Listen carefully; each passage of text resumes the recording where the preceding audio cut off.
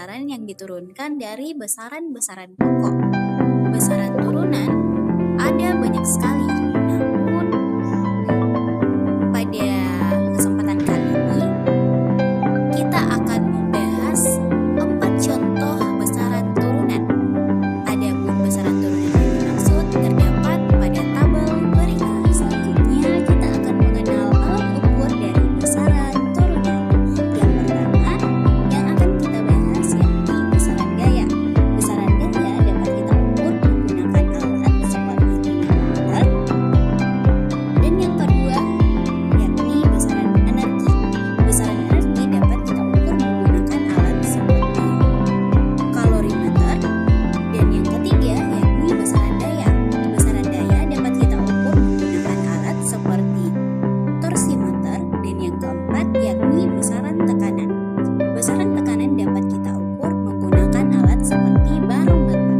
Nah, setelah kita mengetahui apa itu besaran, selanjutnya kita harus tahu dulu nih, apa sih satuan itu? Satuan adalah standar pembanding dalam pengukuran yang digunakan untuk menyatakan hasil dari suatu besaran. Satuan dalam pembelajaran fisika dibagi menjadi dua. Yang pertama, satuan baku, dan yang kedua, satuan tidak baku. Pertama, kita akan membahas terlebih dahulu mengenai satuan baku. Satuan baku merupakan satuan yang diakui secara internasional dan digunakan sebagai standar dalam pengukuran. Pertama, yakni meter untuk mengukur panjang dari suatu benda.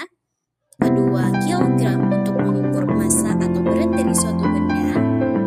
Tiga, sekon untuk mengukur waktu. Dan selanjutnya yakni satuan tidak baku. Satuan tidak baku tidak memiliki standar yang tetap dan hasil pengukuran dapat berbeda antara satu orang dengan orang yang lain. Contohnya, yang pertama, jengkal, jarak antara ujung ibu jari dan ujung jari telunjuk. Depa, jarak antara ujung jari tengah, tangan kiri dan kanan ketika direntangkan. Hasta, jarak dari siku sampai dengan ujung jari tengah. Kalau para penjelajah sains, mari kita melakukan praktikum pengukuran dari besaran pokok. Kalau para penjelajah sains, mari kita melakukan praktikum pengukuran dari besaran pokok. Dalam melakukan suatu pengukuran, ada 3 kata kunci utama. Yang pertama, mengukur. Mengukur merupakan kegiatan membandingkan sesuatu yang diukur dengan alat ukur yang dijadikan sebagai patokan atau satuan. Yang kedua, yakni besaran. Besaran merupakan segala sesuatu yang dapat diukur dan memiliki nilai atau angka. Contohnya, panjang, massa, waktu, dan suhu. Yang ketiga, yakni satuan. Satuan merupakan pembanding atau patokan dalam pengukuran